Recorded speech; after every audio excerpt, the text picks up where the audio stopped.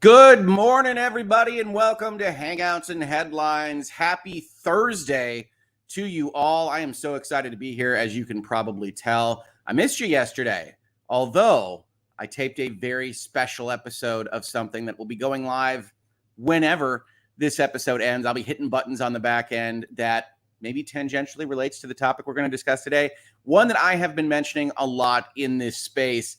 And so if you've been following along with me, you might know what it is already, but I'm super pumped about it. So get excited for that. But that's after this episode. So don't get excited for that just yet. I also want to say we have returning from the bar exam, chastened, happy. We will have to ask him. Kurt from Uncivil Law, you did it, buddy. You survived 2 days of rigorous legal testing. You're still alive. How you feeling, man? Oof, Other than turning lights off. Yeah, no. Into darkness. It was inadvertent yet apropos. How do you feel? That's a kind of that's a good example. It was a lot. It was a lot, Richard. The essays in particular were a lot, and for those of you, just in terms of pure format, it's 2 days long. Each day, it's 2 sessions of 3 hours. So it's 3 hours in the morning. Lunch break, 3 hours in the afternoon, which for your math majors means it's 12 hours in total, because that's what that would be. And lawyers are not math majors, lest anybody get confused. So we don't know. It's still touch and go. Yeah. So it's a lot. It's a lot. And it was also interesting is just how many people were there, because this was done, at least in Austin, in a convention center room. There was probably 500 people taking the exam there. And from my understanding, Texas had bar exams being done in other locations in the state, which I suppose makes sense since the state is so big. And so there was at least a testing center in Houston as well as somewhere else. So there might have been, who knows, 1,000 people taking this exam somewhere in the last 2 days in Texas. So, yeah. You have any freakouts? I had some freakouts when I took the bar way back when. Not me personally, but like people getting up and saying, "Oh, I'm not ready for this." Essentially, not that I saw, at least.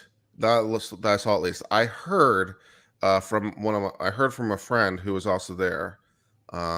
Mark from Attractive Nuisance was also there because was California admitted, and he was also taking the bar exam in Texas. So we were there together, comrades in arms. But apparently, someone at his table stood up after the essay portion and said, out loud, but not so loud that I could hear it, even though I'm at a relatively close table, but said something out loud to the effect of, they tested me on everything they told me not to study, because no one would ever test you on it. And something like that. I don't know. It's so I wouldn't go quite that far, in terms of like that, but it was a lot. this is the bar exam look to me. You look like you've seen some things. It's a long period of time to go through being examined for any reason. But there's certainly an ounce of truth in why you hear like the bar exam referenced in sitcoms and things. Is just a ridiculous test and a ridiculous barrier. It's just so much. It's just so much information, because they're testing you on so many different subjects. Just trying to recite the subjects. It's so many different things. It's torts, contracts, civ pro, criminal procedure, constitutional law. Let's see, wills, trusts, estates, agency, corporations, real property, family law. What else is the family law questions that always got me, if I recall correctly? Yeah, I'm trying to even remember what other subjects are on there. Secure transactions. And I think there's some other subjects. I don't even remember what the subjects are right now. That's how fried my brain is. It's just know all the things about all these things. That's a lot of material, man. Britt says, Kurt, I need you to submit all those numbers for review. We all know lawyer math needs to be checked by people in the real world. You're not wrong, Britt. No, you're not wrong. I tell my clients that. It's like, yeah, I'll help with a cap table. We can put together a spreadsheet, but you need to actually verify this kind of stuff. So yeah, don't go to your lawyer for math advice. Don't go to your accountant for law advice. We're going to get through this together, folks. Yeah. Disney Nerd, thank you for becoming a member. Awesome stuff. Love the picture of the Epcot ball at night. It's fantastic. Love it.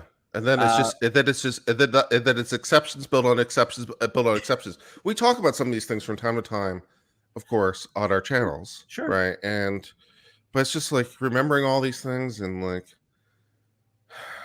how many levels of hearsay do you want me to analyze now? What's funny about that is, of course, as you heard Kurt rattle off all the subject matter areas, and you've also listened to me in Virtual Legality, there ain't a lawyer on earth that does all law.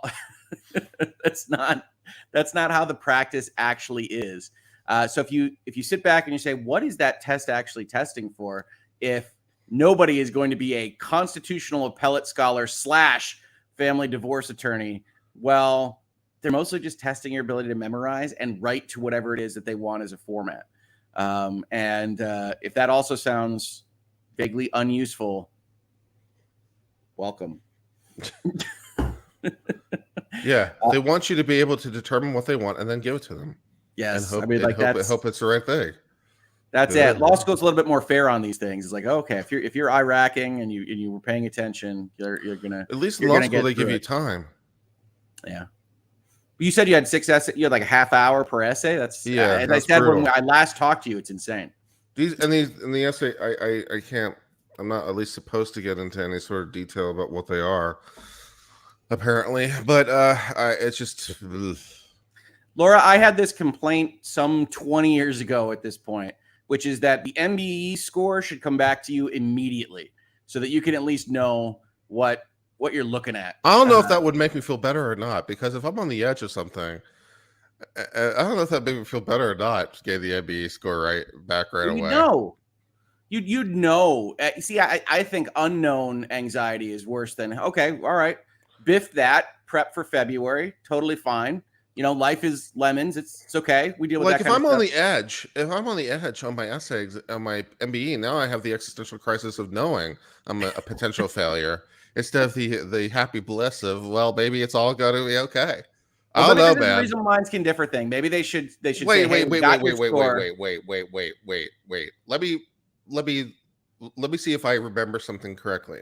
Okay. Is it not true, sir, that when you took the bar exam, that if you scored above a certain threshold, and that threshold might have been 90% on the MBE, that they didn't even score the essay portion? Yeah, Michigan had a rule. I don't know if that still is the case. And is it not true, sir, that you scored above that percentage? I did. My essays. And so is it not true, sir, that you're getting your MBE scores back would produce a significantly different result than compared to vastly anyone? So your opinion is somewhat slated by apparently your unique set of circumstances. Yes, this would be only beneficial to me. I often advance causes that are in fact beneficial to me. Okay, I just wanted to double check. And also the fact that you were able to score 90% on the MBE, I hate you a little bit. And I'm going to find you. I think I got 5 questions wrong, but that was, like I said, insane. that test is, it's a memorization exercise. Like I'm not going to sit here and crow about my MBE score. So, I mean, like when I 95%. I would. I'd stamp that on every damn video I make. 95% MBE, come at me. What did I ever tell you? Like my old boss, who I love to death, I actually got to talk with yesterday, which is awesome. He used to introduce me to like clients and speeches and things like that with my class rank. And I'd be like, okay, you got to stop doing that. And then once he realized, this is how friendly we were. Once he realized that I hated it, he doubled up on it. It's like, oh, okay. Yeah, no. But you are absolutely right. You know what? You're fair to call me out on that. I would have liked to have known, because moment one, I don't have to worry because of the way that structure was. And instead, the problem with the bar, especially coming right out of law school, is you take it in July. Different jurisdictions are going to return them at different times. But I mean, I think I didn't know that I was a lawyer until November, maybe. Yeah. Something along those lines. Texas is saying mid-October. That sounds about right, given that how many people seem to be taking this thing, which apparently everyone on the face of the earth is. Someone's got to grade those essays. Which in my case is easy, because some of them are very superficial and meaningless. I think that's actually one of the reasons why the Michigan rule was the way it was, right? Which is if you score high enough in the MBE, we're not going to grade your essays because you seem fine. I'm not necessarily opposed to the rule. I just was pointing out that your ability. Well, I want my MBE scores, so I would know. In your case, yes, you would, because you're a special person with No, special but I really roles. wanted to know if I passed that threshold, right? Because that really is like a go party kind of thing. But yeah, no, it is a little disheartening to know that you spent a day and a half, I think, for our bar doing essays, and like you just get a note that's like MBE passed, no grades. It's like, well, okay. I don't know if it's better or worse, but in Virginia at the time in 2004, and to my knowledge, this is still true. If you pass, they just don't tell you your scores at all. So I have no idea. I have no idea what my scores were in Virginia. They never told me in the first place. They just said, "Congratulations, you passed." Which at that time, I was more than happy with that amount of information. Yeah, absolutely. That's all you care about. At that point, it definitely was all I cared about. So, aviation fanatic, this is what we're talking about. You've heard me say the law moves slowly. Every single aspect of the law moves slowly. So, despite the fact that half the test Kurt just took is in fact multiple choice, he doesn't get back to you in about on 2.5 months. Yeah, we'll let you know. They're not going to know for forever. You think, hey, my professors can grade essays on a reasonable timeline? No, that's not what's happening here. So they'll find out later on, and then with enough time to schedule usually the February bar exam. I don't know how much they vary across jurisdictions for actual timing there. It's usually July and February for everywhere I know. Yeah, that's true. And now basically everyone is a uniform bar exam state, which is also an interesting change. When did you take the bar exam? I took the bar exam in 2005. Yeah, so they didn't have the UBE because I took it in 2007. I don't think the UBE existed at all until 2008 minimum. So anyways, I'm using all these acronyms. I'm sorry. The UBE is a uniform bar exam. So every state had its own bar exam, which kind of makes sense because every state is different. Is regulating the practice of law. That being the case, however, every state can use components at least that are cross jurisdictions. And the most common one is called the MBE, which is the multi-state bar exam, which is multiple choice. And so pretty much everyone uses the MBE, I think. Yeah. But even where they do, they use other. And I'm just saying, Mary, you're hearing that right now. So the M is multi-state. So the MBE is the multi-state bar exam. It is one of the components that is available that is uniform across jurisdictions. So in Virginia, it was the MBE, which was uniform, and the essays, which was decidedly not. But now, most states, almost all the states, are now members of the uniform bar exam. And this is interesting just because this has all happened in the last 10 years, basically. Kurt, I don't want to interrupt, but Lucky just gifted 5 Hoeg Law memberships. I really appreciate it, Lucky. For whatever reason, SuperYard doesn't bring that specific message over into our chat. So I can't put it up on the screen, or else I would with like balloons and things. But thank you so much for the generosity. I really, really appreciate it. You guys are still doing blue books over there? Wow. Yeah. Well, Louisiana, right? So they've got their own. Louisiana is a very unique state. I can imagine why they're not using the universal bar exam kind of concept, because that's gonna potentially. In the last 10 years or so, the states, for whatever reason, have collectively decided that all this bar administration is really, really hard. So what if we just didn't? And now the overwhelming majority of states are now part of the uniform bar exam, which has the upshot of, well, it means two things. It means, number one, the bar exam is now the same in like 30 different states, literally exactly the same. And two, it means that your scores are now portable for some period of time from state to state. So I have already applied for admission in Texas. If my score passes, I'll be admitted in Texas. But I can, assuming that score is high enough in other jurisdictions, I can use that score for a period of time to apply to all the UBE jurisdictions. So basically, I, in some sense, sat for the bar exam in like 35 states all at once, which is kind of cool. Co-counsel with the hot legal news. The post-it note here is Michigan just approved UBE usage this April.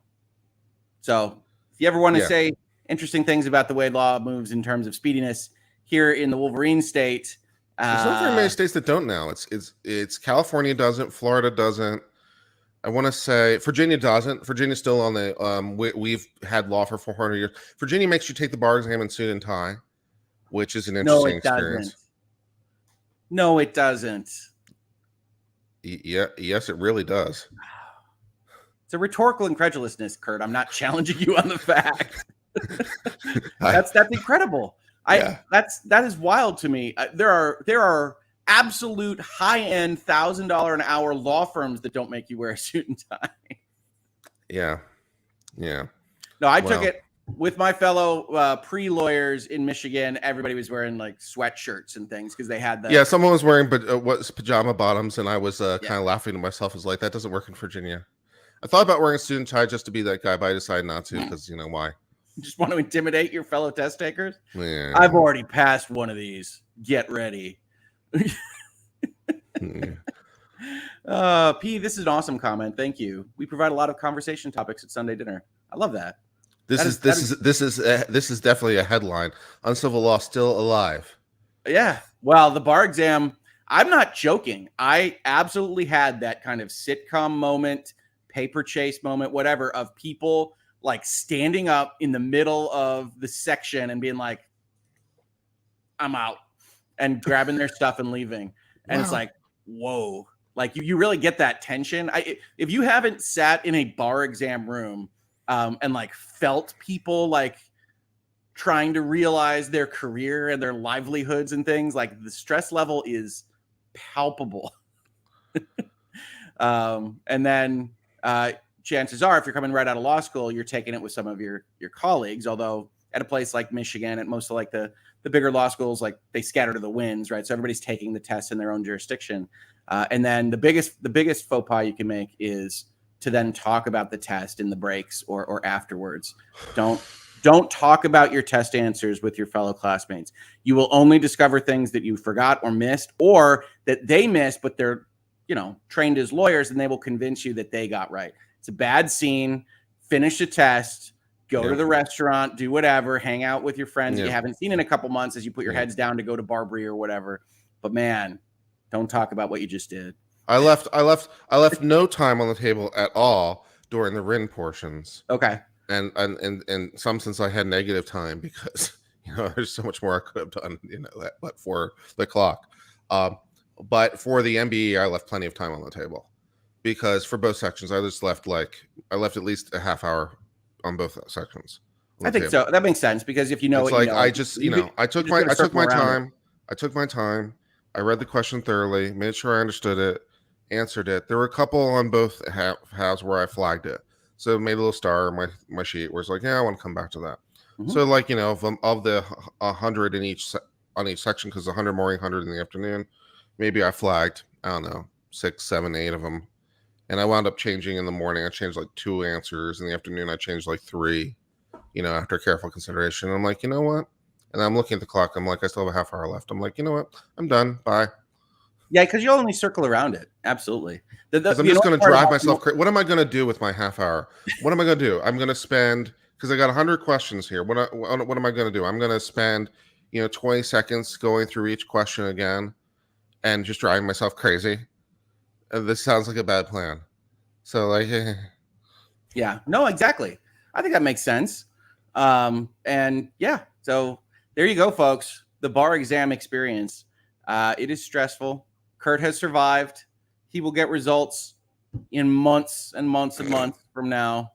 And then we will celebrate with him, or we'll say, all right, screw it. February comes. I think, Kurt, I have every faith that you pass the damn thing, but I know exactly how it feels when certainly the essays, you say they're brutal, they're written to feel that way.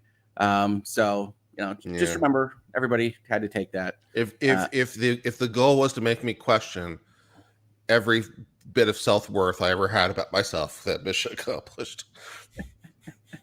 No, exactly. Well, and I've been putting up people's chats. Good morning to everybody from all the locations. But we can talk about things other than what concerns me. I'm not the only person that matters. I'm sorry, Richard. What we're talking about? Yeah, absolutely, Kurt. But I think it's an interesting experience. I mean, the bar exam is still one of those things that sticks out for me because you really are You're in a slightly different position because this is your second jurisdiction, but I remember being like, well, if I don't pass this, what's the firm going to do? Right? Because you actually get hired essentially on the condition that you'll pass. And they don't necessarily fire you if you don't, especially if you're, getting along with people and they think you're smart. But it's on the condition for the first couple of months out of law school. If you're working at a firm, you've got basically like a disclaimer on your signature block that says like, not quite a lawyer yet. Well, basically, I mean, they can treat you functionally. It depending on what they want to do, they can treat you functionally like a lawyer, because really the only thing you can't do is have a signature on anything that goes out the door. Because anything else you can do can be squeezed into just being an assistant for the lawyer, basically as a paralegal. And so what you are early on is a high-end paralegal. Yeah, you're a high-end paralegal. But basically, the only things you can't do is you can't sign anything that goes out the door. So you can write the motion, you can write the discovery request, you can write everything. You just can't sign it at the end. You don't want me writing any motions or discovery requests, by the way. I guess that's a little bit like asking for diligence in a transaction. But no. If you find yourself with me writing you a motion, things have gone wrong. But yeah, no, exactly. You're exactly right, Kurt. So like what they would have us do was everything internal, and we'd be prepping things for the partners. Not that a ton of that changed after we got licensed. But yes, you had to be very careful that you weren't allowed to essentially be forward facing to a client representing that you are legal counsel. And that's what don't deceive the client is always pretty high on the list. That's good. Yeah. And that's what you get concerned with. Well, but you're coming right out of law school. Something duty of candor, duty of, blah, blah, blah. Law school doesn't teach you any of the practical things about practice. So one of the things don't lie to the client. They told me that one. Well, but like, is if you were to just send a letter and you were to have that disclaimer on it, there would still be problems, at least in my ethics bar, because that's not enough of a notice for the client. And so you're basically just flagging things around, and different firms, different lawyers that would otherwise mentor you are going to have different appetites for this kind of stuff. So you will see like your colleagues having different rules for them in different locations if you're still, interacting with them and you don't toss them to the curb after law school. And so it's interesting. I'm just giving a flavor for the right out of law school feeling. I've talked about this in other contexts, which is it's a wild feeling because law school didn't train you for anything. And so at least in transaction land, you trained me for this beautiful law school, law tube career. Yes, indeed. Right. It taught us to question everything, read critically, and have fun conversations with you, ideally. So yeah, no, it absolutely did. YouTube wasn't even in existence when we were in law school. The concept of even doing anything remotely like this didn't make any sense at all. Aviation fanatic, maybe a dumb question. Do you need to go to law school to take the bar? Depends on the jurisdiction. Maybe this was answered and I missed it. Yeah. Emoji. So in Virginia, you can apprentice, and in California, you can also apprentice. So you in either case, you can work for a lawyer who. There are some rules around this, but the idea at least is that through various mechanisms, they're going to teach you the bar as you're learning, which is not the worst idea ever I've heard in my life. The only problem, of course, with that is that those are the rules for those particular states. So if you want to work in other states, you're going to have a bad time because you can't do that. So if you want to be admitted in Virginia, you can do the apprentice thing. I have nightmares all the time that I'm not actually barred yet and practicing without a license. Those anxiety dreams, I often have it in the law school sense, which is like I signed up for a class that I just am now remembering and the test is today. And sometimes that goes with the bar exam. Occasionally the dream that I didn't pass high school and somehow this is all charade. It's all going to come crumbling down. Yes. Natalie, we are with you. Yeah. Lest you think we all have it together. Yeah, no, these anxiety games. No, I was telling him yesterday, or telling him about the dream I was having yesterday. Yeah, I'll tell you about it. Yes, you were. With the glossy disclosures. Anyway, so yes, in Virginia, you can apprentice. In California, you can apprentice. That's what Kim Kardashian's doing. She's not going to law school. She's apprenticing. And if she passes, she'll be a California lawyer. But if she ever wants to practice in the other state, pretty much no. New York, you can take it if you have 1 year of law school, which why would you go to law school for only a year? But whatever. Well, Well, I will tell you, the 1 year is the good year in general. 1L is where the big things happen, I would argue. And then Wisconsin has kind of the opposite. They have diploma privilege. If you graduate from a Wisconsin law school, you become a member of the Wisconsin bar automatically. Oh, Yeah. all right. Diploma privilege. So these are, but the overwhelming vast majority of lawyers are licensed because they went to American Bar Association accredited law schools, which means, because I went to an ABA school, it means that I can take the bar exam anywhere. It also means that potentially my license can be transferred from one state to another with conditions, and it didn't apply in my case that required me to take the bar exam. But yeah. Okay, I was going to ask you. I would imagine reciprocity would have held for you, but you say it didn't in this particular instance? No, unfortunately, I didn't qualify for reciprocity, so I did it the hard way. All right. Britt, I will never know the stress of a bar exam. However, I had the stress of a Monday morning live fire exercise with people that were on the other side of a bar fight on Saturday. That was stressful. Okay. Yes, that is stressful. I would argue that's more stressful than an academic exam. But yeah, Britt, my goodness. And then aviation fanatic, that certainly explains a lot for some lawyers we've seen out of New York. Eyebrow raise. And now New York is part of the uniform bar exam too. So I am now theoretically, because of, I guess, I just sat for the bar in New York too. So fun. It's interesting because for the longest time, and this was certainly true in 2005, these jurisdictions were very protective of Yeah, I was very surprised when New York joined. I was very surprised. Their test. Some of the states even had it almost like law schools of a certain stripe that, we fail 55% of the applicants and that kind of thing. Yeah. The bar exam is interesting. You can look at all sorts of stats there, whether or not it leads to good lawyering, what kind of folks that pass get kicked out of the bar, all these things, whether or not the New Yorks and the Californias of the world that really did have very harsh bar exam guidelines for a very long time were helping their guild in their various states. And then the other stat that I really like is multiple times taking the bar and what that passage rate is. So you hear about people taking the bar multiple times, and like the more times you have to take it, the passage rate becomes infinitesimal. You start at something like 50 or 60%, and then by the time you're taking it for the fourth time, it's like 4 or something like that. And it's really interesting. And obviously, I've talked about it here. It's a bit protectionist. It's a bit of a racket. There are certainly people that are not going to be able to have the bar skill set that I think probably would have been good lawyers. And there are plenty that can pass a bar that are not. So in any event, a lot of bar exam talk this morning. I find it interesting. I remember, renting a hotel room, being down in East Lansing here in Michigan for a couple days. We did take it. All of my information here is outdated, folks. We did take it in the big basketball arena for the Michigan State Spartans. So that was cool. You got to sit on the floor of the basketball court. But yeah, what a time. What a time. Congratulations, Kurt, on at bare minimum finishing the damn thing. You want to talk about really weird articles? Anything else sounds good right about now, yeah. All right. Enough with the bar exam. Let's talk about this article.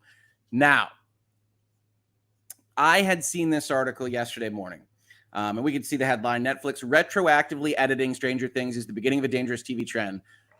We call it headlines, folks, because we like to talk about both interesting subjects and the way the media reports on them.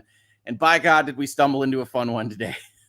So I followed this article early on. It was actually delivered to me by co-counsel. I like to shout out the people that get me these articles. We talked about Emily D. Baker making me swear last week, or maybe 2 weeks ago. Time is a construct.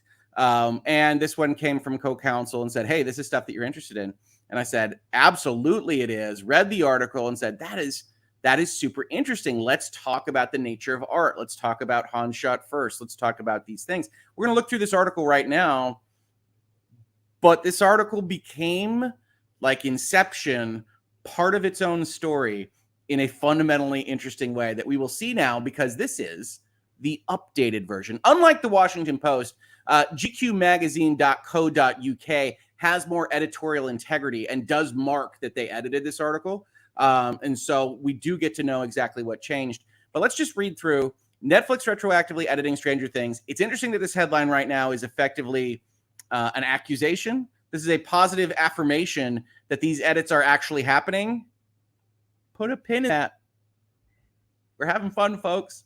Stranger Things creators, the Duffer Brothers, have openly discussed making tweaks to old episodes on Netflix, but where do we draw the line in the retconning of art? Probably at least on fact-based articles. When the Xbox 360 was introduced back in the mid-2000s, it brought with it an epochal shift. Consumer-friendly broad online connectivity, boasting global multiplayer, party chats, and the ability to download new games. We're talking about Netflix, right? I mean, hey, I'm always happy to talk about video games, GQ. With this digital tidal wave came the console bug patch. Less than a megabyte updates, allowing developers to clean and refine code well after their product had shipped. This is a certain level of naivete here. Yeah, they came originally with probably very small patches. I don't know about you all, but if you're in video gaming right now, occasionally just be like, this patch is 17 gigs. Hope you got internet. Call of Duty fans could complain about gun balance, for example, and damage modifiers would be tweaked. That actually happens. Server side, fine. Oblivion players identified visual glitches, and the dev team could go in with a glue gun. Does Bethesda fix visual glitches? These are all non sequiturs for what is obviously an understood opening here. Hey, video games patch themselves. But alas, as they say, innovation is so often fueled by laziness, and now even the biggest gaming studios could afford to be negligent. It's a legal word. Day one patches have become the gaming industry standard. Games are typically shipped in working condition, but in need of a post-purchase. I don't know if this is a British idiom. I don't. British folks, I know you're watching. We got good time slot in Britain, I'm told. What is the correct pronunciation of this word right here? I don't know. Get back to me. Given the relative permanence of TV and film, you'd think the screen industries will remain unscathed, but you'll be so very, very wrong if Stranger Things creators, the Duffers, get their way. In an interview with Variety in early June, the sibling directorial duo confirmed plans to George Lucas, i.e. retrospectively edit, has been the Star Wars progenitor's unpopular bent with later editions of the original franchise trilogy, a moment in Stranger Things Season 2, owing to a fan-identified plot hole. It's a simple mistake of an expansive series costing $30 million an episode, only in the current season. Really, the creative team set an episode of Stranger Things 4 on March 22nd, forgetting that it had been established as Will Byers' birthday in the earlier season. The error is mostly anodyne, meaning facile and unworthy of comment, really. Singularly offensive to the most hand-wringing of pedants. It's giving genius at work. And certainly not something that needs to be fixed after the fact. The given reason for the tweak, they didn't want the fans to feel sad or to be mad at them for negligence. Again, we don't want to be mad. We don't want to be sad. Confirmation was given to Variety later that month. We have George Lucas things also that people don't know about. Matt Duffer said, declining to touch upon the specific alterations made to previous seasons. Before we get to this parenthetical, we'll go look at what GQ is talking about here. No spoilers, really. We've got a variety of quotes here from Variety, and it's basically exactly what they say. Hey, that March 22nd is supposed to be Will's birthday. Did everyone forget Will's birthday in universe, or was this unintentional? The honest response is clearly, like the characters in the show, we also forgot about Will's birthday. So the debate now is whether we adjust Will's birthday or we just let it be really sad. Oh my God, Jenny, I almost don't want you to write this because you're going to get us in trouble with the fans for forgetting his birthday. It was 6 years ago that I wrote that date. Here's what I think. I think what we're going to do is we'll George Lucas it. Then they lean on this second Variety article to say what we're likely going to George Lucas that particular date. And then a little bit further on, we have George Lucas things also that people don't know about. I like how George Lucas has become such a verb here. This is cute. Han shot first, folks. George Lucas deserves it though, because we were discussing this before. But I think it's true that when Star Wars was originally released in theaters, he was making edits to it, and so even during its original release, I think it's true. But someone can double check me. But even during its original release, I think it's true that people were watching different versions of the film depending on when they were watching it during the original release. And of course, since then, he's made endless edits. Well, to and we Star know that Wars. the A New Hope title card comes in during the run of Star Wars in theaters, that it doesn't start with that title card. So So there's if that's bare true, minimum. there's at least one example. I didn't say the edits were of any great size, so as long as you got that, I'm correct and I win. So yay. Yeah, no, bare minimum, we know George Lucas was doing that on the fly. And yeah, he's a verb in these instances. I will say that basically I long for the days of George Lucas runs Star Wars, and we'll just leave it at that. But yeah, he's a verb here.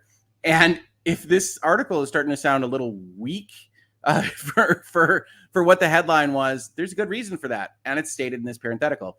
A long-standing rumor that a shot of Jonathan photographing Nancy from the bushes outside Steve's house had been removed has proven to be false. Thankfully, the good fact-checking arbiters at GQ knew this to be false, certainly had nothing to do with writing the article in the first instance, and is happily giving us that information here. Editing a continuity error after the fact would be fairly innocuous if not for the implied slippery slope. So now, in the way this article is written, there isn't an actual edit. They think they might edit it. They reference other things that aren't otherwise established in this article as we're reading it right now. And then that might not be such a big deal, but it's a slippery slope. I mean, we're like 17 degrees removed from whatever the actual artistic threat would be here, using this example as your jumping off point. No one can ever convince me, a rational person, that anyone aside from a subset of weirdos online would actually care. But hey, said tweaks bode no dramatic change, and if this wasn't a news story, the vast majority of viewers simply wouldn't notice. It's not a news story, as it turns out. Season 1 came out 6 years ago, after all. Now that's pretty odd, isn't it? We're talking about a date established in a prior season in Season 2, related to an episode in Season 4. GQ, why are you talking about Season 1? Kind of strange, almost like you missed this in the edit pass. Headlines. It's not as though much watchers are tracing back character beats like an archivist for Ancestry.com, as much as I'm sure the Duffers would like to think the Kool-Aid has been more widely sampled. This is a strangely aggressive, sarcastic tone in the current edit for what's already been established, isn't it? This is kind of... How do we get Ancestry.com and Jim Jones into the same sentence? It's Mean Girls here. We've gotten very aggressive. A show like Stranger Things, the most highly watched series on Netflix in the English language, boasts huge cultural cachet. I wonder if it needs the limitant of the English language. Stranger Things 4 went crazy for their viewer hours, so I don't know if it needs that particular restriction. If the Duffers are doing it, who's to say that other creators won't? The Duffers didn't do anything. You just reported that. One day, patches might become as commonplace in screen media as they are in video games, and that is a truly worrying precedent for consumers and the integrity of art alike. The only example that GQ winds up going with here is a factual error, a continuity bug, which, as far as patching video games, is the equivalent of like the UI giving you the wrong information. Those are the kinds of things that we should be okay with fixing. That there are old Super Nintendo games that, oh, you know what? That actually says the opposite of what it should. Would be totally nice to have cleaned up. Yes, I think if you had an example of, say, a character beat being removed surreptitiously without acknowledgement, and maybe wrote your whole article based on that, this finale, this conclusion would make sense. But based on a premise, instead of these guys once said they might change a date reference in an episode because it doesn't match up with the history of the show, it doesn't make a case. But as you can already see, I haven't read it yet, there's a correction. Like I said, unlike the Washington Post, they tell us when they make these corrections.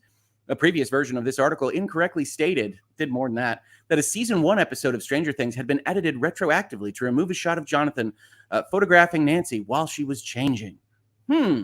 Wow, that sounds like it might be a more impactful story and would explain these references that are in here. So let's use the internet Wayback Machine, because everything on the internet is forever.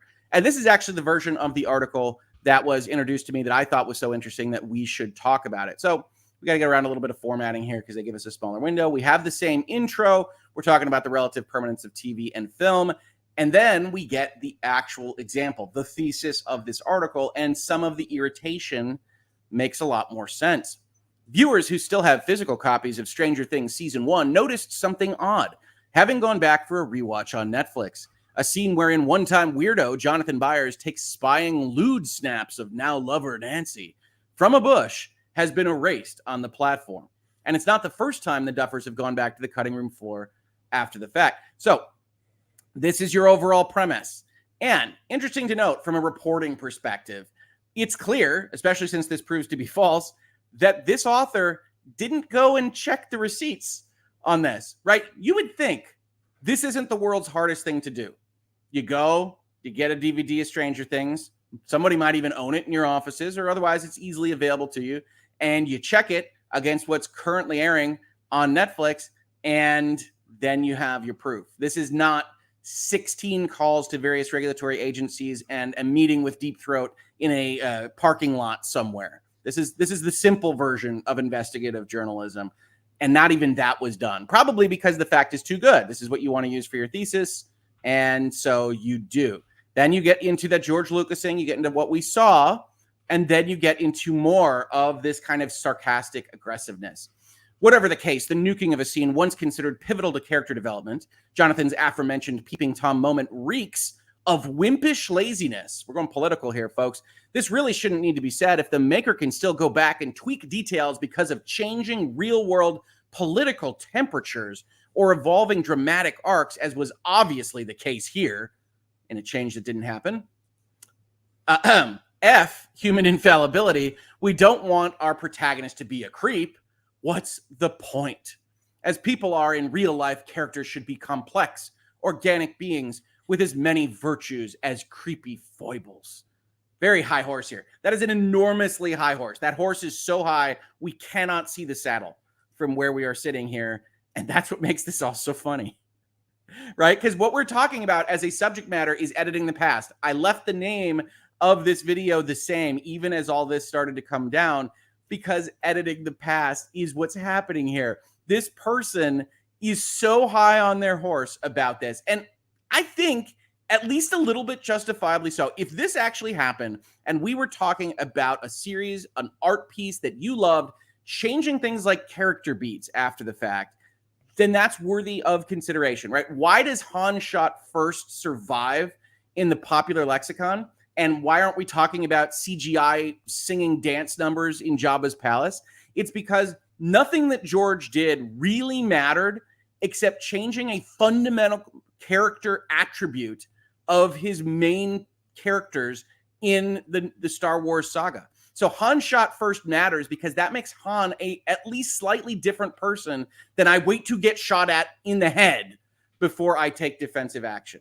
Kurt, do you have any other feelings on that? I don't know how you feel about Star Wars overall, honestly.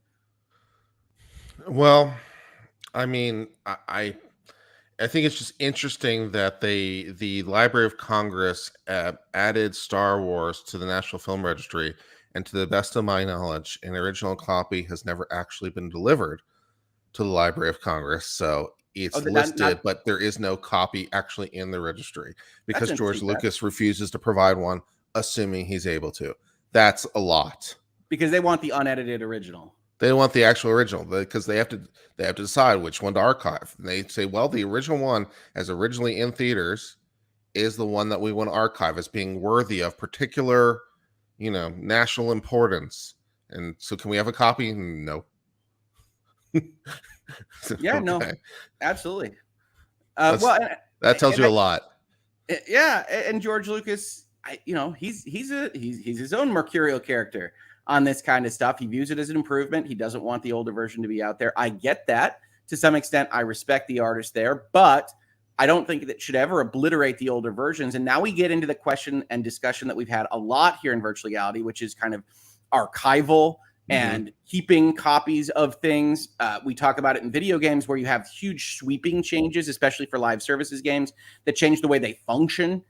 Destiny 2 changes its entire ammo set, changes how the game is played, removes stuff, and there isn't that kind of version control. I think we got a good comment here from Siania. I think they have a point. We have the Wayback Machine to check edits on the web, thank God. Newspaper repositories, and I think you do need a version history of some kind, maybe, right? There's no reason. You can disagree with the artist, death of the author, and say, actually, that wasn't an improvement. Whatever you decided to do, George or Duffers or anybody else, I'd rather go back to the way it was. And if it isn't at least somewhat actually placed in hard copy that can't be changed, whether that's a DVD or something else, you aren't going to have the ability to actually protect that. And we're seeing that in video games writ large. I would have written the intro if I wanted to use video games as a jumping off point to this article more strongly about live services rather than the Xbox 360. I assume that's just where this person's like information on games comes from, is like 20 years ago. But when we're talking about this particular topic, there's so many better examples right now. And I really do think it's about character, because in Stranger Things, spoilers for season 1, which is, I guess, very old, they're right that Jonathan takes some pictures of Nancy, and this winds up being an important plot point for a number of episodes, as between Jonathan and who would eventually become fan favorite Steve Harrington, but is still playing the kind of bully jock school role in season 1. And Steve Harrington beats up Jonathan and breaks his camera over these things. And if you just took out the concept completely, I don't know what it would look like. It would look like Steve Harrington is a psychopath, which is a little bit difficult to reconcile with where he goes in the series overall.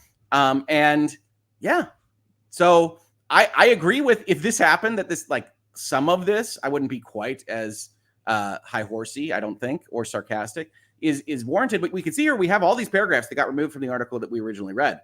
An industrious author might be spurred, rather than tweaking the existing object, to address it in a later script. This is just laziness, right? Here's the Streisand effect in action, no less, because now I'm wondering why they'd neglected to address it earlier on the page. Jonathan and Nancy have been together in the show since season 2. Nevertheless, how dismaying it is that a creator should be so willing to delete a sliver of complexity because it feels a touch uncomfortable in retrospect. A show like Stranger Things, the most highly watched series on Netflix in the English language. Again, what is the non-English Netflix super show? I'm really curious about this. Boasts huge cultural cachet. If the Duffers are doing it, who's to say that other creators won't? You can see how this sentence works better with this assertion than what they actually have now live on the internet.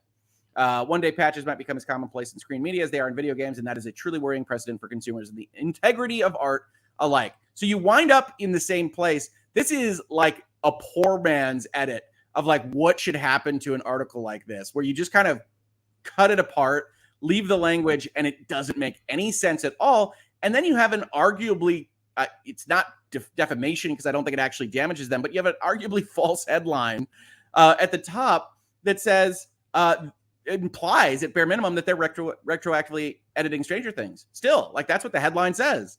And so, wow, we got a real good one here, folks, because we could talk about George Lucas. We could talk about character tweaks. We could talk about death of the author. We can also talk about bad journalism, not checking its facts.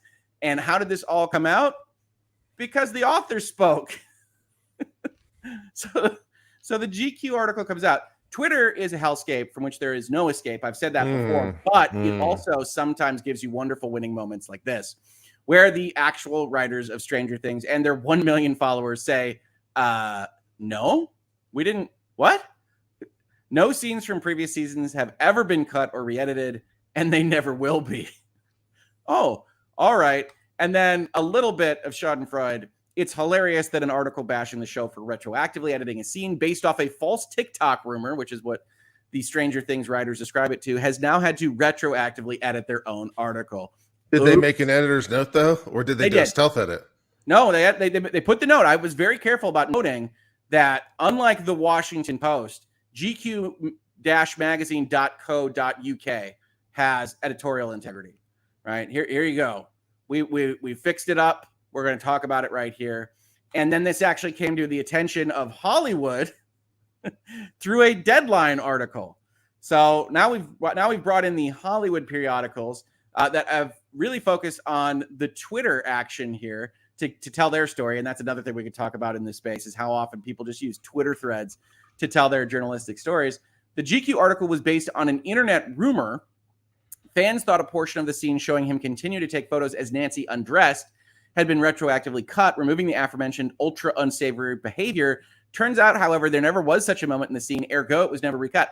I can vouch for this because I recently watched season 1 with my daughter, and I was very cognizant of these particular sequences of scenes because I was trying to remember exactly how far they went, and they take a fairly tasteful edit approach right here. where you only see certain shots that are taken from the bushes, as it were. And so, yeah, they never go further than that. But apparently we've got like a Berenstain Bears situation where people remembered that it got more lascivious than it did years ago, and or we're just trying to start TikTok fights. You never know with the internet. But then that becomes a Deadline article. They bring up that British GQ says, let Jonathan be a weirdo in a separate tweet, and GQ has to walk it back entirely. Dangerous TV trend indeed. And judging from the writer's tweet, that modest assertion about a change in one character's birthday may not be true either. So nailed it, everybody. That is today's sequence of headlines. Wow, what a world, right? Nobody's checking anything except for us here in headlines. I also want to do a call out to Hempland TX, which I think is Texas, for gifting 5 Hoeg Law memberships. I really appreciate it. Like I said, I can't bring those up on screen for whatever reason. StreamYard, get on that. But I want to say thank you. People in the chat can see that happening. Really, really cool of you. I very much appreciate it. And yeah, that's our headline for today. So if anybody wants to chat about anything, regardless, I'm happy to do so. We got some hangout time. I don't know how long Kurt has with us, but otherwise, probably it'll be a shorter one until we do some hangouts and headlines tomorrow. And when we get to the very end of this, I will announce what's going up on the channel live. Ooh, exciting. As soon as we go, because it does relate to Stranger Things. Britt Cormier, I see this as a problem because now we can create the Mandela effect at will. What if Vader was fixed to say, Luke, I am your father? Right? That's a fun one. Never says those lines, but when you're quoting that particular moment, it's very useful to put all the context into one sentence. And so that's what people do. So that's how we hear it. That's how we see it replicated in sitcoms and whatnot. And yeah, what indeed, if authors are allowed to just kind of change things, they can make us all crazy, right? If you were an actual successful creator and author, one kind of performative art piece you might do is to deliberately change those things just to mess with people, right? Why wouldn't you do it? It could be interesting to actually watch that kind of national gaslighting on a pop culture level take place. But lest I give our cultural betters too many ideas, our storytellers. It's interesting because artists in terms of their ability to create and what they want to create and how they want to create sometimes is not in line with what audience perceive that they're entitled to. And it's an interesting discussion. Someone might create art with a very deliberate intention of that piece of art only being available for a very limited time. And it could be a movie, it could be a song. These kinds of works have been done, even video games. Yeah. And it's like, this is just available for these 3 weeks or whatever it is, and then it's gone. And so you have to have, like, should an artist be allowed to make that decision? Should an artist be allowed to say, okay, I'm going to create this, it's going to be up, then I'm going to remove it? How much control do they have over their work once they create it? Or how much control should they be allowed to have over their work once they create it? It's a really interesting sort of question. Who does the art sort of belong to? And if, the artist puts it up on the wall and everyone enjoys it, and the artist says, no, I don't like it, and removes it, and everyone's sad, kind of who's right at some level is interesting.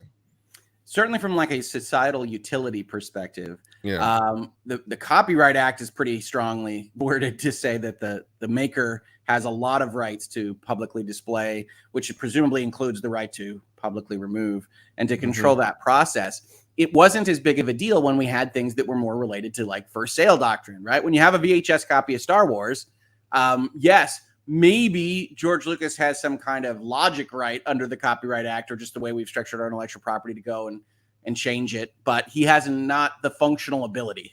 And so when we add the internet to the equation, when they do have that ability, things get really weird because our laws still are very strongly worded to say, yeah, you made it. You have the right to control this whole process. Now you add in contract terms, you add in like, what did I buy into the equation, and it gets more interesting. That's what I like about the Destiny 2 example is like what you bought when you bought Destiny 2 is not what Destiny 2 is now. And so if there was any version between then and now that you really loved, it was taken from you. Yeah. Right. Like it was just fundamentally altered. And I use on the far extremes that, at least according to their contract language, this wouldn't hold because of equitable principles and things. But the way they write these contracts for live services is if they decided that they're going to replace your first person action shooter set in a foreign galaxy with an accounting program, they have contractually tried to reserve the right to do that. Right. Any and all changes that we decide to make are totally approved by entering into this, by signing this EULA. You have agreed to anything we ever want to do. And so I say, yeah, I mean, the joke is Destiny 2 Presents Accounting is possibility. It would get struck down because that is fundamentally not what you agreed to. But contractually, they try. And that leaves us with these fun conversations about what are you allowed to do? Yeah, the whole licensing model is interesting, as you've discussed on your channel, because it's like, oh, I thought I owned that game, or I thought I owned that media, I thought I owned that song. That'd be like, yoink. Yeah. Or in case of game, we're going to take down the servers. We're gonna remove it from the store. It's like we're gonna remove it from the thing. It's like, yeah, one of the problems is that you don't own things anymore. You all license things, and now we're seeing how that is playing out. Yeah, and I would expect more regulation on it in the near future. I think the one that always jumps out now on my channel is the buy button for digital things, right? That you are buying a license. As a lawyer, we can kind of conceptualize that. You're buying an impermanent right. As a person, as a consumer. Yeah, I'm sorry. No, as a consumer, even with all the legal knowledge in the world, when I see a buy button, I think that means buy the thing, not buy a license to the thing. Well, there's a wonderful provision that we pulled up in a video pretty recently of the PlayStation Network terms of service. There's an entire paragraph that is like, anytime we use the word buy, ownership, transfer, like it doesn't mean buy, ownership, or transfer. And I said, yes, at a fundamental like computer law way of thinking about things where we're just robots that read what the definitions are, that can work. No, I don't think is awful and doesn't work. I don't think you can do that. Like there's limits. This is in patent law, we call this acting as your own lexicographer. I don't know if they call it the same thing in like where we're going to define terms. No. Yeah, we're going to define terms in the patent, so it's like we're going to act as our own lexicographer. So in the patents, like by this we mean this, and they define it in the specification. Now this is fine normally, but there is a principle, because there is one case at least on point, basically saying, well, you can't at least define it to be its opposite. Because that actually came up. Actually came up once where the interpretation they wanted of this term in the claim term was, and you read the specification, it's like it means exactly the opposite thing.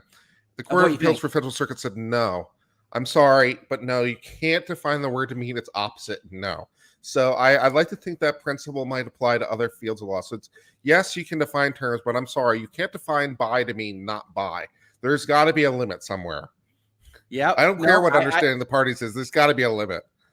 It is a standard kind of approach to contract writing where you have in a negotiation, somebody slips in a not, NOT, right? Like that, whatever you just defined looks very little on the red line. It's now not that thing. And it's like, oh, you got to, first of all, when opposing counsel pulls that crap, he's like, oh, we're in one of those, huh? All right. Fair enough. And then all the bills go up because we have to like analyze every little thing, assuming the other person is an absolute bandit. And so that's its own which also doesn't quite seem in the spirit of the good faith and fair dealing that's supposed to permeate every contract and every agreement, right? No, I'll get into it with people. I will absolutely get into it with folks and say, like, this is not the way we should be operating. You know, I should not have to run a separate red line if you tell me you haven't made any changes. Like, if we're at that level, like, this is not functioning properly. So it's a thing, though. I mean, it really is. And I'm trying to see if my thing has just died here. But we'll see. If they're telling you they didn't make changes and they did make changes, that sounds a lot like deception, which is also not allowed for by the rules of ethics. I'd like to point out as an attorney, you can't lie.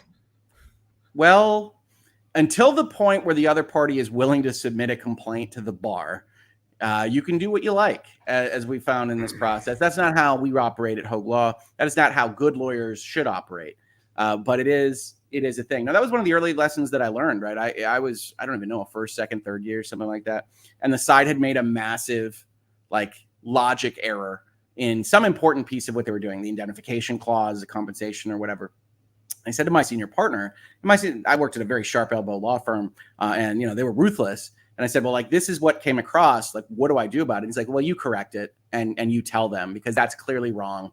And that's not the way we operate as counsel, right? Like, that's where you don't take advantage of the humanity of another person, like in terms of mistakes.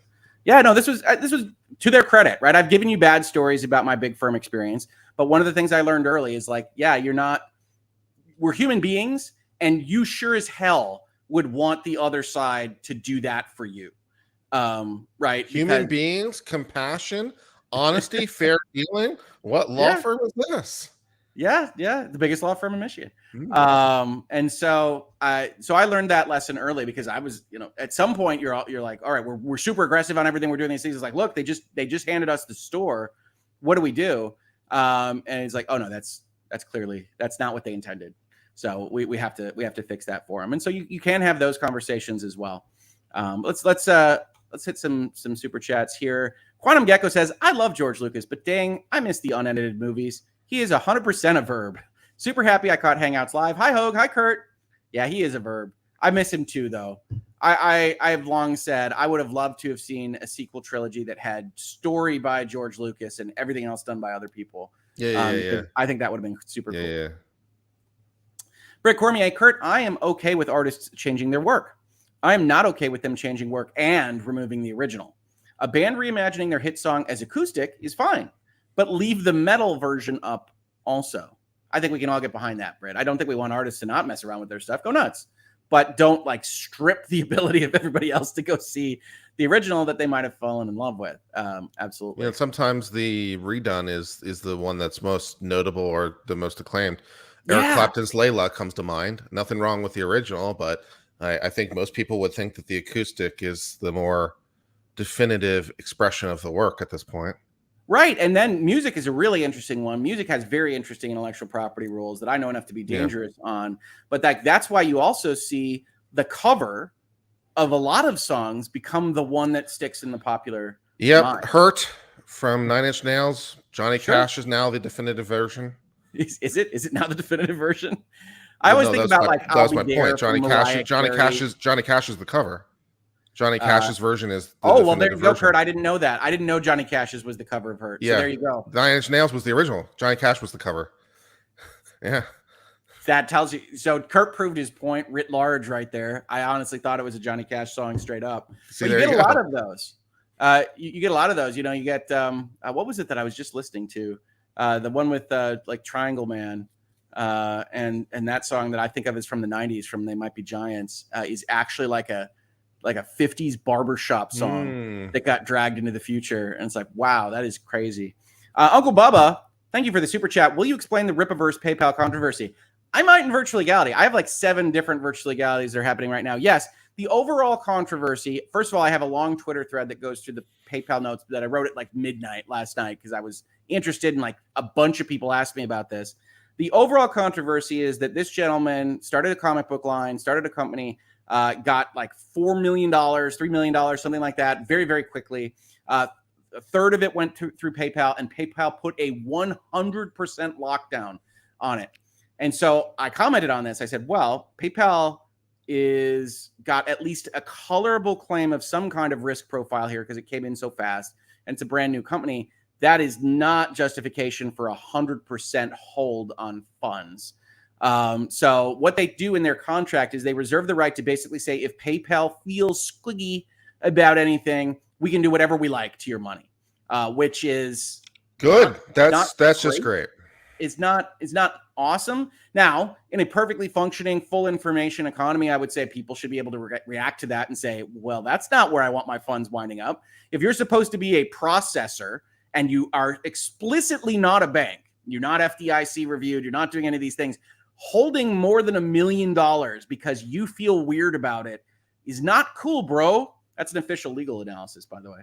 And so I did a Twitter thread on that. They're holding that money. They've got it on, according to his video, and he does put up the letter from PayPal. They've got it on a 60-day rolling forward 100% lock, so that the money that comes in is only available to him, $0 available to him to start out with until 60 days have passed. And I might talk about that in a virtual legality, because like contractually they've written it correctly, but bare minimum, you should know that this is how they operate. And kind of secondarily, that's only a portion of the money he got. So I posit things in that Twitter thread. I said, well, I would be really interested to know what would happen if you just offered to put it in escrow and I get the interest and not you, because right now it looks like you're stealing interest, PayPal.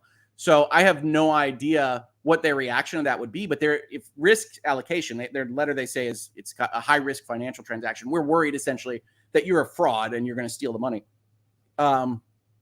If that is legitimately their concern, if you put up that same $1 million to a third party that isn't in PayPal's control, and even if you accept all of the terms and you roll forward on a 60-day window for the escrow agent, but otherwise have the interest accrue to you, I don't see exactly how PayPal can argue that from what they've otherwise presented. Now they still will probably, but at least then you could just, you could just light them up. But he said he's retained legal counsel. It becomes a very political issue of the kind I generally avoid, because apparently it's I think he describes it as like an anti-woke comic, like that's how it collected the money.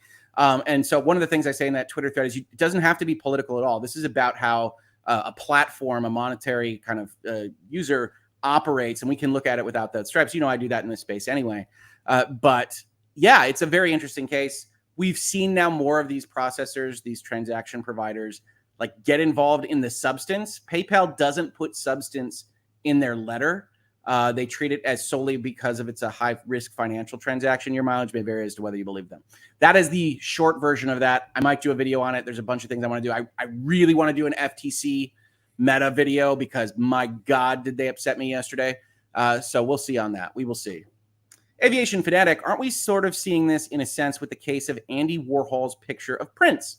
He took an image taken by another and changed it slightly. The artist is suing the estate. Mm-hmm. I want to say they've already lost that suit for I covered that recently. Quality. It was recently filed. No, it's That one's recent. All right, Kurt, we'll leave it to you.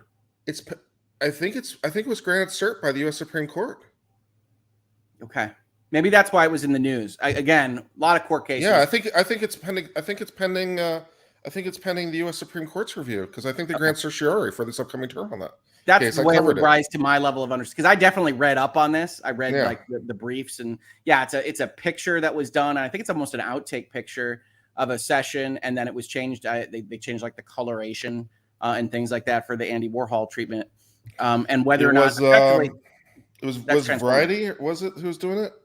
It was who's publishing the photos. Whoever it was Variety, I think it was. They were playing really dirty.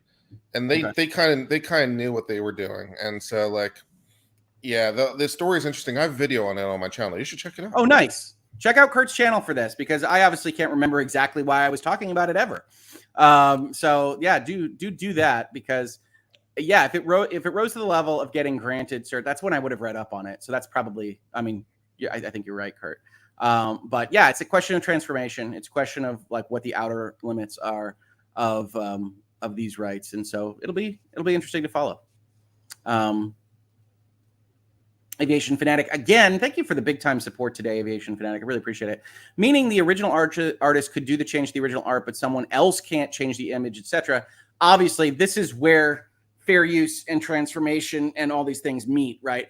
I would argue that the intellectual property regime, even now, hundreds of years into the republic, as it were, doesn't do a grand job of establishing the difference between transformation and derivative works. No, and a lot of countries will go even further than that, because first sale isn't necessarily the end. Because in a lot of countries we have moral rights, which exist, at least in part in the U.S., and not something I'm super familiar with, because moral rights apply, I think, to statues or something in the U.S. and maybe something else. But basically, okay, basic baseline principle of U.S. law. You buy an artistic creation. You buy a print of it, okay? The print is yours. Like, can you change it? Can you manipulate it? Just for yourself, mind you. This is not necessarily, can I, like, alter the photograph and republish the photograph? Like, this is, can I just alter the photograph? Can I alter the piece of work that's hanging in my house? Can I alter that? Standard U.S. answer is yes. You bought it. the copyright holder, the artist, has no control over that copy, right? That all their rights extinguished when they sold the copy. That's the To first the nail copy, doctrine. not the To original. the copy, all the rights extinguished to the copy. Thank you. We'll get it precise.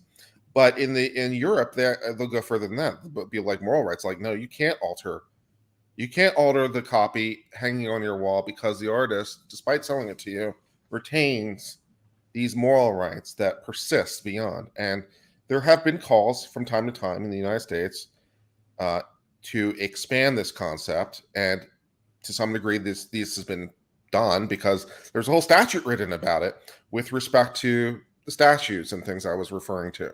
That's limited. So, should artists have even more control over the work once it passes into your hands? Is not exactly a completely idle question. No, and the biggest issue there, from at least my line of work, is attribution, right? So you have a lot of jurisdictions that wind up with very specific attribution rules that essentially a lot of the folks can't sell out of. And so you have these various questions about white labeling of things and otherwise bringing in works into a combined thing. And that's why you'll see in an IP contract here in the United States, a big old broad paragraph that says, to the extent legally available, we waive all moral rights. And sometimes you actually get the client asked that question, like, what the hell are those? It's like, well, it's a more amorphous, equitable set of rights that are primarily international in origin. But attribution is the biggie in at least some of the jurisdictions that I work in, where you're not allowed to like scrub the fact that this person made this thing. And so that becomes a big deal. Sutara-kun asks a good question. Well, if we can't agree on sequel versus reboot versus revival, what hope do we have to agree on transformation? Yeah. And this is perfect because I keep calling Maverick a reboot. And every time I say Maverick is a reboot on Twitter, like people come out of the woodwork to say it's not a reboot, it's a sequel. Right? I'm like, folks. Is it? Folks, it starts with, I love Maverick to death. No spoilers here, but it starts with a scene where he goes off the grid, makes his superior angry, and they wind up at Top Gun school, and there's a sporting on the beach with music scene. And like, I love Top Gun Maverick. It is my favorite movie of the year. I think it is exactly the way like the 30+ year reboots should be done. But it's a reboot. It allows for character hooks that could take on from the existence of the existing movie. It copies fundamental aspects of the original movie to present Top Gun again. And then it is also a soft reboot in that it takes place in the same universe in the future. There's nothing wrong with this approach, folks. A lot of people have done it wrong, and that's why you have a kind of negative feeling towards the word reboot, but it is intended as a reboot, and Paramount is going to make more because Maverick is the biggest success they have ever had.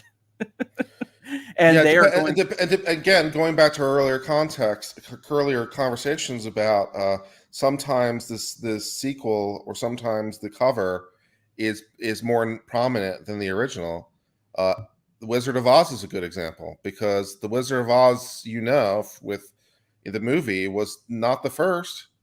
It was, I think, the third or fourth, and where it was basically rebooting the Wizard of Oz until the one with Judy Garland became the one that is known. And now the originals are gone, or I mean, they're not gone, but they're just completely forgotten. So it could be the case that, and has been the case that depending on how you're defining reboot, depending on how you're defining these concepts, that sometimes, the reboot winds up basically eclipsing the originals. It's an interesting phenomena everywhere. Maverick's a better movie than Top Gun, and I'll stand on that ground forever. And I like Top Gun.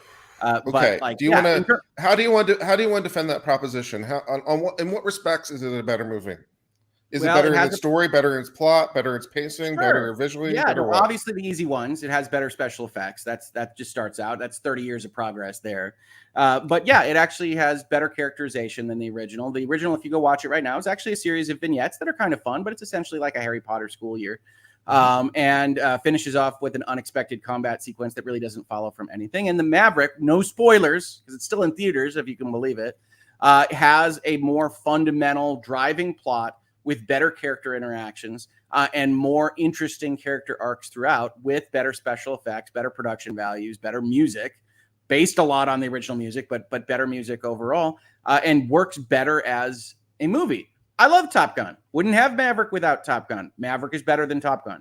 And that is a rarity in this. I mean, it's the only 10 I've ever given in my Twitter capsule summaries. But yeah, I love Maverick to death. So I can back up why I love Maverick. You didn't have issues with the plot artifice, and even with it like their plot holes.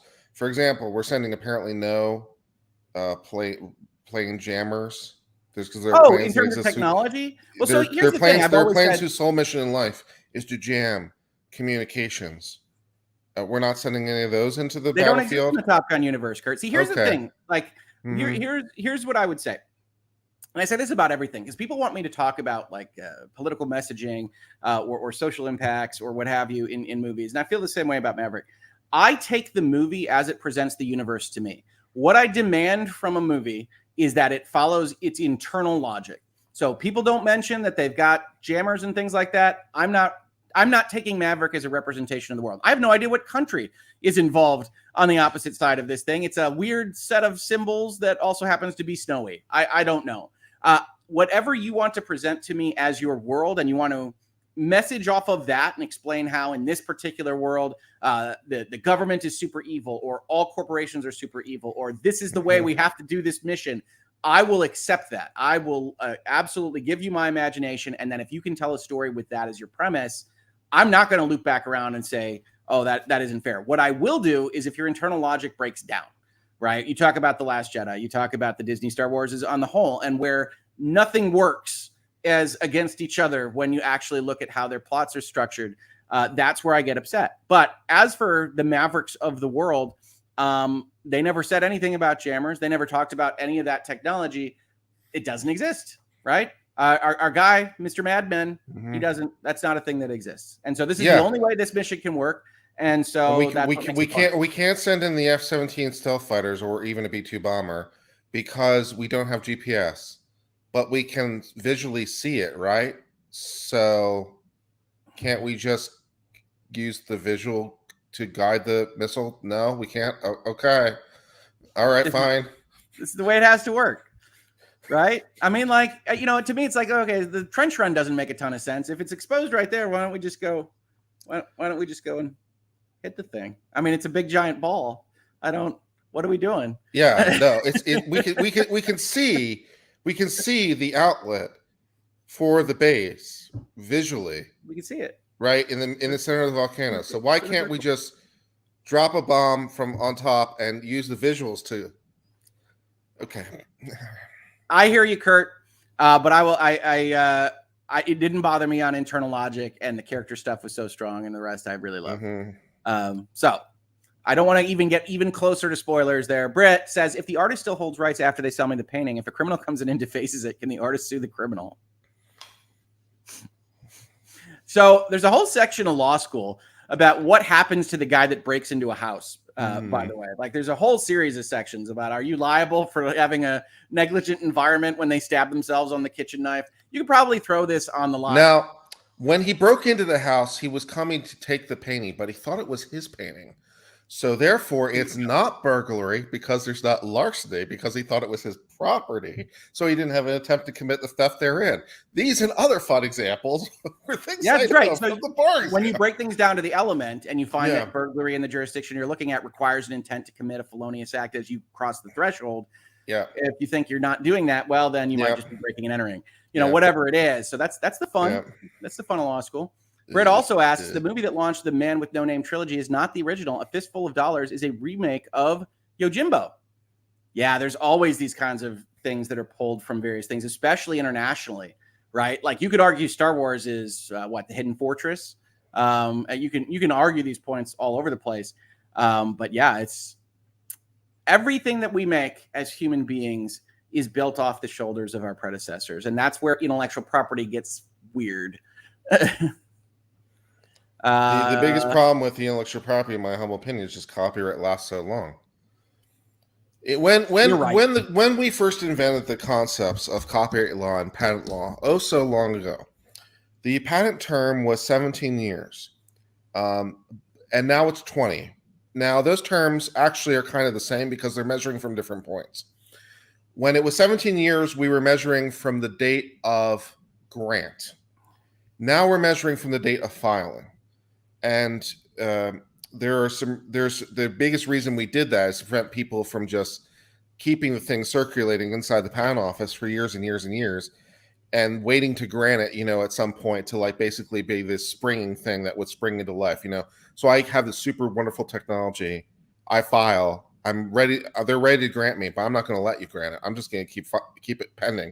And though 20 years later or 40 years later, when it's convenient, I'm going to let this thing pop. They called them submarine patents. So to prevent this from happening, because this was a thing, they changed it. So it was 20 years from the date it was filed, rather than 17 years from the date it was issued, which of course implicitly means that we're building in 3 years to grant the thing, which is in patent law a very realistic expectation. So basically, we didn't change the term. Move slowly, folks. Yeah, yeah. Don't tell me. Anyways, but in copyright law, the copyright law was originally 14 plus 14. It was 14 years on initial grant with a 14-year renewal that you had to ask for. 30 years seems reasonable. Then it was 28 plus 28. Then it was, I think, life plus 50, and then life plus 70. Life of the author, mind you, plus 50, plus 70. Unless, of course, it's an anonymous or corporate work, in which case it's corporates are 95? 95 years from the date of creation. Either way, these terms seem way too long, in my humble opinion. I agree with that. I don't think that the artist should have the right to for their entire life. It's like, it's a work. The entire thing, by the way, the entire idea behind copyright is in the Copyright Act itself, or it's in the Constitution, is to promote the progress of science and the useful arts. Our goal is to basically bribe you to create stuff. That's what we're trying to fundamentally do. We are concerned. The fundamental conceit is you won't create cool stuff if anyone can just come and take your stuff, because they can take the result of your hard work with no effort of their own and just undercut you and just release it, and it will and you'll be disincentivized from creating. So we're going to bribe you basically with this monopoly right. We're going to grant you this legal protection that you and only you are the person that gets control of this thing. But if that's the logic of it, the bribe only needs to be as strong as it is necessary for the creation. And how much protection do you need? Would Disney really not create Star Wars Boba Fett if they knew for an absolute fact their rights would expire in 30 years? God, I mean, that's still 30 years of stuff for Disney. I think they'd probably create. So whatever legal change gets them to I have questions on the copyright term. Yeah, no, I agree with you, Kurt. But whatever legal change would get Disney to not make Book of Boba Fett, I would be in favor of. Just so we're clear. The Constitution and freedom of speech doesn't only protect good works. Richard. Yes, Avatar is, I would say it's Fern Gully in space, but yes, your point is well taken on these kinds of things. Avatar is also excellent. I will back that one up. My daughter loves it. Speaking of my daughter, since we're wrapping up the episode, I do want to make known, I've talked about it before. We've mentioned doing it. We have taped and is the internet debut of my daughter, my lovely daughter. Be gentle, be nice, folks. Of a brand new Hoeg Law postmortem, which I'm going to click the button on right this very second to make public. That is, I think, just under 2 hours long, with a very special guest, my daughter, talking about what we think of Stranger Things 4. Spoilers, we really like it. No spoilers for the first 15 minutes or so. I did put chapter stops in there if you're interested in just our overall thoughts on the season. But I wanted to do this for a long time. My daughter really wanted to do this for a long time. We had a fantastic time, quality family time, going over this kind of stuff. I hope you like it. I hope you enjoy it. I just hit the button to make it public. I can, let's see if I can grab a link here before we go. Kurt, thank you so much for joining me this morning. This was awesome. I'm so glad you got through the bar exam. Tell folks what you're up to, what you're doing today or other days. Well, I just saw a headline this morning that the Nicholas Sandmann lawsuit apparently has come to an end, with Sandmann's case being dismissed by the court. This, of course, was the Covington Catholic kid with the red hat in D.C. with the Native American who came up to him and drummed in his face, called a smirking kid by a lot of people, and he sued for defamation.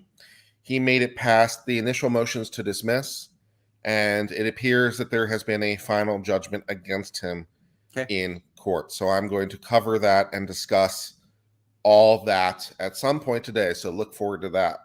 All right. Awesome, Kurt. Yeah, go check out Uncivil Law is the name of his channel. You can see it in the bottom left corner of his video right there. And again, thank you so much, Kurt. Check out my postmortem on Stranger Things 4. We may do another virtual legality today. I'm actually trying to close a deal. We'll see what happens to me today. We're having a lot of fun. Always busy here at Hoeg Law. Thank you so much for joining us. Tomorrow is Casual Friday. Even though we've done a lot of pop culture-based headlines, you can see what I'm interested in when I read things. So if you've got fun stuff that you want to see discussed, DM me on Twitter at Hoeg Law. I'm always appreciative of new headlines that you think might be interesting in this space. And before we go, I want to thank Jean-Francois Portier-Michaud. I'm sure I butchered the heck out of that. I almost wanted to do a shirt in my store that said, "Pardon my French," because I'm so bad at it. Thank you so much for becoming a YouTube member. I really, really appreciate it. With that, have a fantastic Thursday, everybody, and I will see you on the next episode.